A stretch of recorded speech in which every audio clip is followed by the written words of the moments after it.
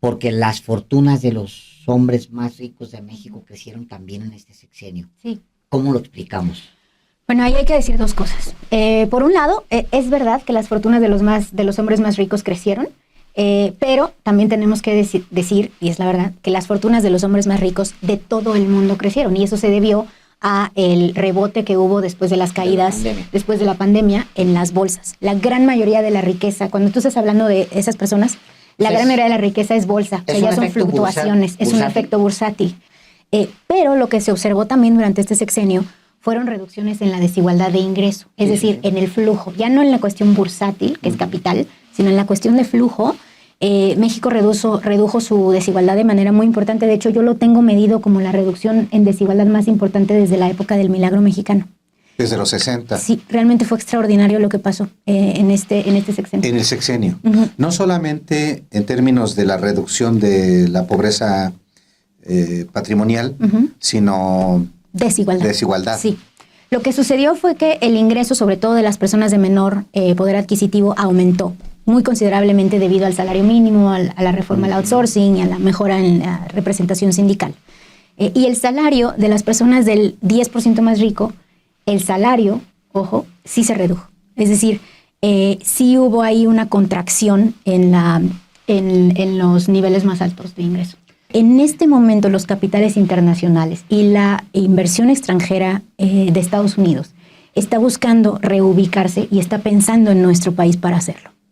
Entonces ya no quieren invertir en China, ya no quieren seguir invirtiendo en lugares que están ideológicamente desalineados de ellos y ven a México como con un enorme potencial. Entonces, ¿nos sirve como moneda de cambio o qué, cómo lo ves? Como no, decirles a los capitales locales, ahorita, síganle. No, de todas maneras, capital va a venir. Claro, o sea, no se van a ir de México. Creo que ese es este gran temor que existe de la fuga de capitales. Sí. Falla en una gran cosa, falla en no entender la calidad, el tamaño y la importancia de nuestro país, claro, sí, para los mercados internacionales, sobre todo hoy más que nunca. Miren, por muchos años el neoliberalismo nos inculcó la idea de que si subíamos el salario, los capitales se iban a ir, sí, se iban a ir a producir a otro lado. Además que iba a haber inflación. Claro, bueno, lo duplicamos en el país, lo triplicamos en la frontera y la inversión extranjera directa está en su máximo histórico.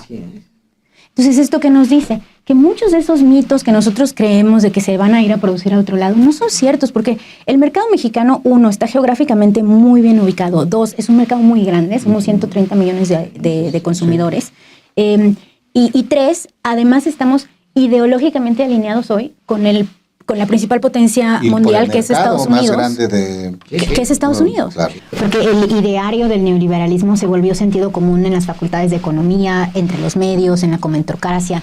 Y de pronto la ciencia avanzó, la ciencia económica avanzó, empezó a identificar, por ejemplo, que sí era posible subir los salarios, que no se tenían que reducir los impuestos a las empresas, etcétera. Pero lo que no avanzó fue la calidad de la discusión pública.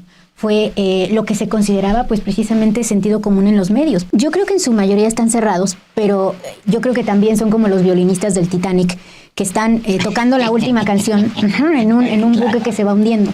Entonces ya no creo que siquiera haya que tratar de tener interlocución con personas que tienen ideas tan rancias y realmente tan poco factuales, porque esto es muy importante. Lo que se muestran así no es evidencia científica, son datos, es información, son estudios académicos.